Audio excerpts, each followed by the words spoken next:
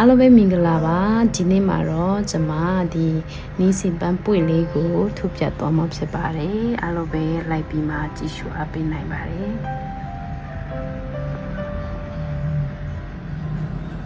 နီးစီပန်းလေးထုတ်ဖို့ရအတွက်ကျွန်မဒီလိုမျိုးချီအဖြစ်အဖြူရောင်ချီအဖြစ်ထုတ်ပြသွားမှာဖြစ်ပါတယ်အဆိုင်နံပါတ်ကတော့ 3.0mm ပဲဖြစ်ပါတယ်ပထမအဆုံးအနေနဲ့ခြေကိုဒီလိုမျိုးပုံစံခိုင်ပါမယ်ပြီးရင်ဒီလိုကွင်းလေးလောက်ပါမယ်ပြီးရင်ဒီမှာဒီလိုဖြည့်ထားပြီးမှအထည်ကိုအကူထိုးပြီးမှဒီလိုလေးရွှေ့စီပါမယ်ပြီးရင်ဖုမီးလေးတွေထိုးသွားမှာဖြစ်ပါတယ်ဖုမီးလေး90နဲ့3ခါထိုးသွားမှာဖြစ်ပါတယ်နေ့350ပြပြီဆိုရင်ဒီအပေါက်မှာမဟုတ်ဘဲနဲ့ဒုတိယပေါက်ကနေစပြီးမှတိုက်တူလေးတွေတပေါက်တတိုင်းစီနဲ့တိုက်တူလေးတွေအဆုံးအထိဒီအဆုံးအထိထိုးသွားပါမယ်โอเคအဆုံးအထိဒီလိုရောက်သွားပြီဆိုလို့ရှိရင်ပုံမီနှစ်ချက်တည့်မယ်ဒီမှာပြီးရင်ဒီဖိတ်ကိုပြန်လှည့်မယ်ပြီးရင်အောက်ကိုတရင်းရင်းမယ်ဒီနေရာကိုပထမဦးဆုံးတပေါက်ကိုဒီလိုထိုးပြီးမှတိုင်ရှည်တတိုင်ထိုးမယ်ပြီးလို့ရှိရင်ပုံမီ3ခါတည့်မယ်ခါ3ခါပြီးလို့ရှိရင်အောက်ကိုတရင်းရင်းပါမယ်ခုနထိုးထားတဲ့နေရာကိုပြန်ထိုးပြီးတော့တိုင်ရှည်တတိုင်ပြန်ထိုးမယ်ပြီးလို့ရှိရင်ဒီတစ်ခါမှာတော့ဒီမှာတစ်ပေါက်နှစ်ပေါက်ကိုခြံခဲ့ပြီးမှ3ပေါက်မျိုးကိုတိုင်ရှည်တတိုင်ထိုးပါမယ်ပြီးလို့ရှိရင်ဖုမီ3ခါ2ခါ3ခါအကူရေးမယ်ခုနနေရာကိုပဲပြန်တိုင်ရှည်တတိုင်းပြန်ထိုးပါမယ်ဒီပုံစံတိုင်းအဆုံးအထိထိုးသွားပါမယ်နှစ်ပေါက်ချခဲ့ပြီးသုံးပေါက်မြောက်မှာတိုင်ရှည်တတိုင်းထိုးမယ်ပြီးရင်ဖုံမီ3ခါတက်မယ်ပြီးအဲ့ဒီနေရာကိုပဲပြန်တိုင်ရှည်တတိုင်းထိုးပါမယ်ဒီပုံစံတိုင်းအဆုံးအထိထိုးသွားပါမယ်နောက်ဆုံးမှာတစ်ပေါက်နှစ်ပေါက်သုံးပေါက်ချလေးနောက်ဆုံးအပေါက်မှာဒီလိုထိုးပြီးမှတိုင်ရှည်တတိုင်းပြီးဖုံမီ3ချောင်းအဲ့ဒီနေရာမှာပဲတိုင်ရှည်တတိုင်းထိုးမယ်ပြီးလို့ရှိရင်ပုံမီ3ခါတက်မယ်ပြီးမှဒီဖိတ်ကိုပြန်လဲပါမယ်ပြီးလို့ရှိရင်ဒီတစ်ခါမှာတော့ဒီအကူရင်ပြီးမှဒီအပေါက်သေးကိုတိုင်ရှည်10တိုင်ထိုးမယ်ဒီလေးတို့လေးနာ6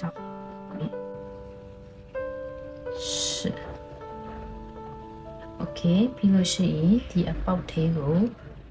တိုင်တူနဲ့ချိန်ပါမယ်ပြီးလို့ရှိရင်နောက်တစ်ပေါက်မှာလည်းခုနတိုင်းပဲတိုင်ရှည်10တိုင်ထိုးပါမယ်ဒီနေရာမှာပြောချင်တဲ့အရာကဒီနေရာမှာတိုင်ရှည်ကိုအရန်ကြီးမဆွဲဘဲနဲ့နည်းနည်းတူတူလေးဆွဲပြီးမှထိုးတော့မှာဖြစ်ပါတယ်ဒီနှစ်ပေါက်ကိုတော့ဒီနေရာမှာလည်းခုနတိုင်းပဲ10တိုင်ထိုးတော့ပါမယ်ဒ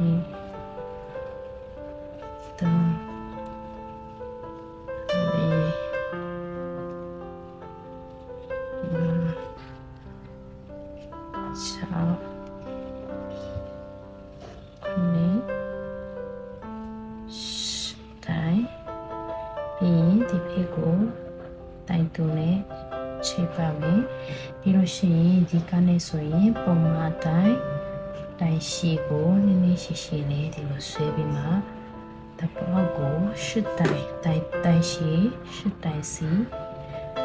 နဲ့ခုနတိုင်ပဲအဆုံးအထိဒီအထိကိုဒီ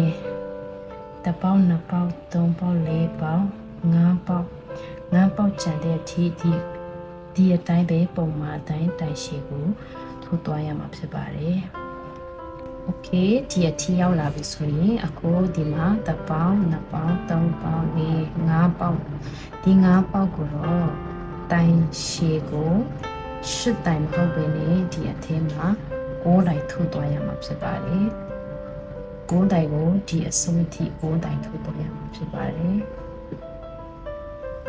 โอเคနောက်ဆုံးအပုံမှာရောက်လာပြီဖြစ်ပါတယ်နောက်ဆုံးတစ်ပုံမှာကတော့နည်းနည်းလေးပုံမှန်ထဲနည်းနည်းလေးရှည်ချင်းဒီလိုရှည်ကိုဆွဲပြီးမှထိုးပေးရမှာဖြစ်ပါတယ်ဒီလေး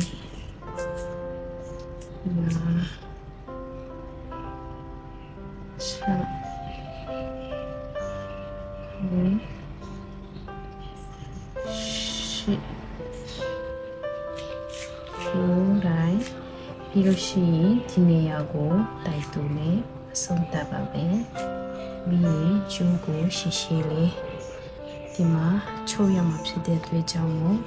ကျိုးကိုနည်းနည်းရှည်ရှည်လေးနဲ့ဖြတ်လိုက်ပါမယ်โอเคအခုတော့ဒီလိုပုံစံမျိုးရ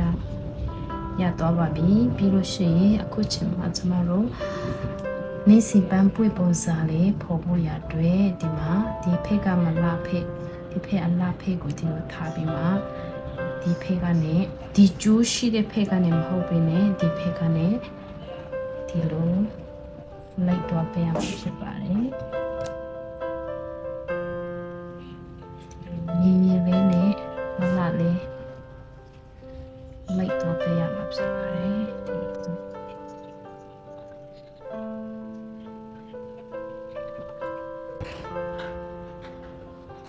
โอเคဒီလိုလိုက်ပြီးပြီဆိုလို့ရှိရင်ဒီလိုမျိုးစီပန်းပုံစံလေးရလာပါပြီပြီးလို့ရှိရင်ဒီအောက်ကိုကျမတို့အနေချိုးရမှာဖြစ်ပါတယ်ဒီအောက်ဒီလိုအနေ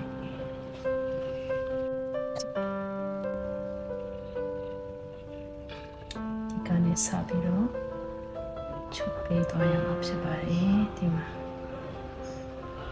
ဒီဖေးကနေဟိုဖေးအထိဒီလိုထိုးပြီးမှအနေဟိုဖေးဒီဖေးချုပ်ကရမှာဖြစ်ပါတယ်